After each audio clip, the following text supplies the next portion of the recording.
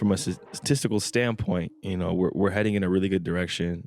Guys are making more money, and the mid-level is not being neglected, and the statistics show it. Although there are some things that can be improved upon in the CBA. Obviously, we talk about the second apron, we talk about aggregating salaries, and there's a lot more player movement right now. No, CJ, there's not a lot more player movement. There might be player movement among the mid-level guys, but as far as the top guys, only Paul George in recent years really is the only one that hit free agency. You see, there's a number of things happening right now. You got older stars who are not necessarily aging out compared to other players historically, and at the same time, you have a large pool of global talent coming into the NBA from all the years of investment that they've made throughout the various countries, just coming up with development camps, etc., etc.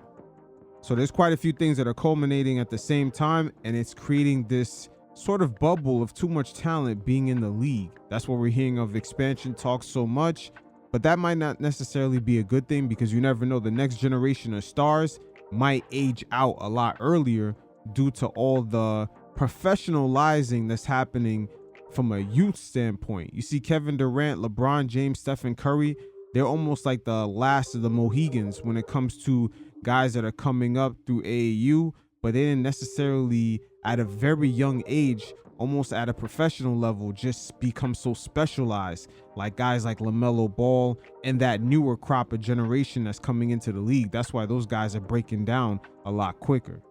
Even with the second apron, I think it's important to realize, teams on average are spending more than they ever had before. And if you look at what's happened historically with the salary cap, right? With average teams spending, reaching the luxury tax hold, like let's say, there's obviously, some people have referred to it as a hard cap. A hard cap is something that you can't go over.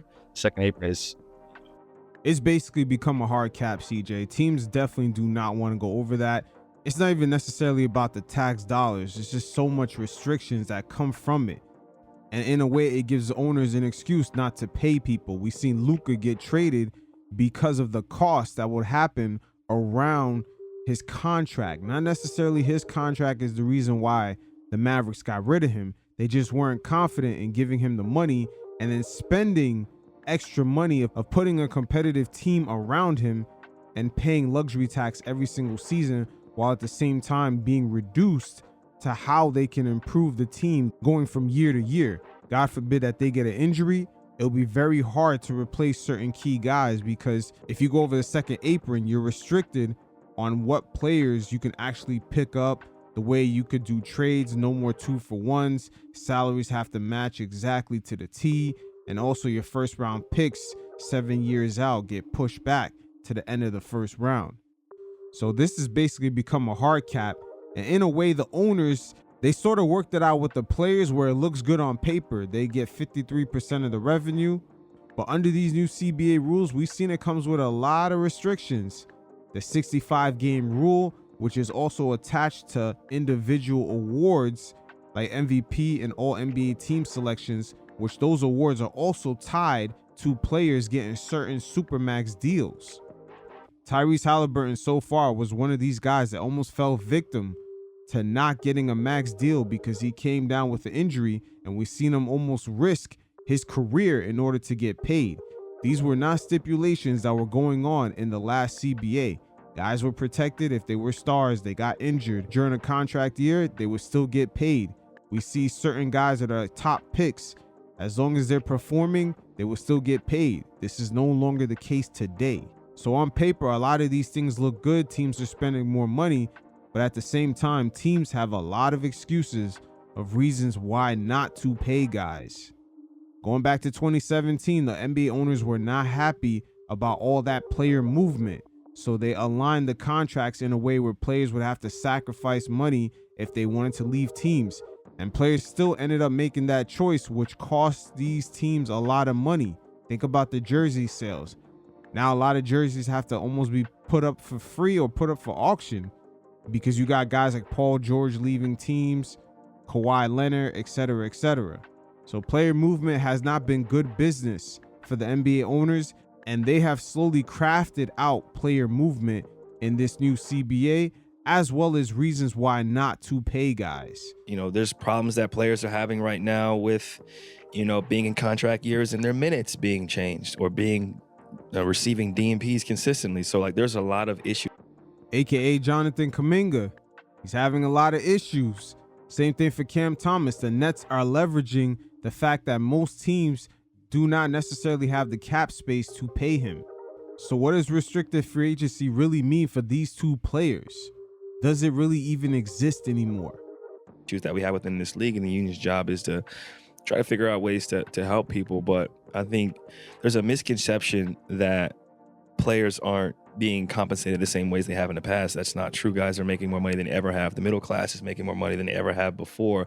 But we do need to figure out, how to prevent, like, there's a lot of player movement. Guys are having to leave their teams to get more money. Like other teams are spending money, like Dennis Schroeder, I don't know why CJ keeps saying that. There's a lot of player movement. Paul George is the only superstar in recent years that has hit free agency. For the most part, everybody else had just re-signed their deals. You could even make the argument nowadays you have to almost force a trade in order to get the contract that you want. We've seen Jimmy Butler force a trade to Golden State and get that contract that he wanted. Same thing for Brandon Ingram in a way. Had he not gotten traded, who knows what kind of deal he would have gotten in the open market. And being a second overall pick in his first opportunity to get a large contract, he barely got a pay bump. And this is with him being a productive player. He may not be an all-star or a superstar, but he's still productive for being a top 2 pick. Normally those guys get a nice little pay bump in that first year of eligibility to get a real contract. There are definitely multiple sides to this equation, but one other side that we have to factor in is also the agents. What are they thinking? Because definitely in today's landscape, even though there's a lot more money, all the factors that will create the optics of scarcity are definitely there. And agents will act on that. As we'll hear from the leader of Clutch Sports, LeBron's right-hand man, Rich Paul, as he spoke on the Brandon Ingram situation and how he had to get him traded in order to get a deal because they were not sure if there was something available in the open market. Again, keep in mind, we're talking about a second overall pick who's still productive, putting up 20 plus points per game. I went through it this year with Brandon Ingram, having him traded from New Orleans and then during his deal during the season with the Raptors. But that's because I felt like had he got to the open market, there was not much opportunity there. So he's making $40 million a year for the next 3 years. That probably wouldn't have been there for him if we get to quote unquote free agency, Damn. He's almost making the same amount of money in his rookie scale deal, and they had to make a lot of maneuvers just to make that happen. With Brandon Ingram, this contract only equals to an 11% pay increase. A player with his stature in the last CBA would have got at least 4x the pay bump. And finally, the last part of this segment, Brian Windhorst actually revealed the truth about the new CBA, in which the true number is about only 10 players can actually earn the Supermax in total. You guys check it out, and every once in a while, I'll check in.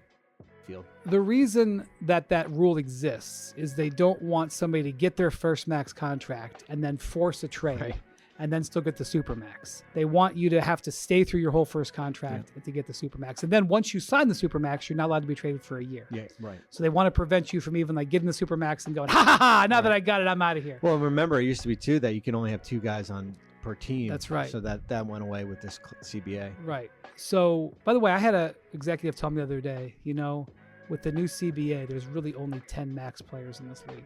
Yeah, I mean, that's a good point. I mean, there's certainly circumstantial max. Right. Like, no offense to Paul George in Philly. Right. I mean, I think that's kind of a circumstantial based on the based on everything that happened there. And but yeah, there's probably a handful of guys. Yeah, but I would thought Luka was on that list. Yeah, I thought too. So it is what it is. As more off seasons continue to go by, the players are starting to wake up on how this overall landscape is really going to turn out. And if you're outside of the top 10 to top 15 players in the NBA, guys like Julius Randle, Jimmy Butler, along those tiers, they're really the ones that are going to get hit hard the most. The guys in the middle are the ones that are really going to get the pay bump, even sometimes surpassing the co-stars, the guys who sit in the top 15 to, I would say, about 25 players in the league. This situation played out with Emmanuel Quickly. Today, he has a larger contract by a few $1,000,000 over guys like Julius Randle. But as the off seasons continue to go by, we'll have a better understanding and have a lot more examples of how teams and GMs are just maneuvering through this overall landscape. The changes are already noticeable, but it's still a little bit too early to judge.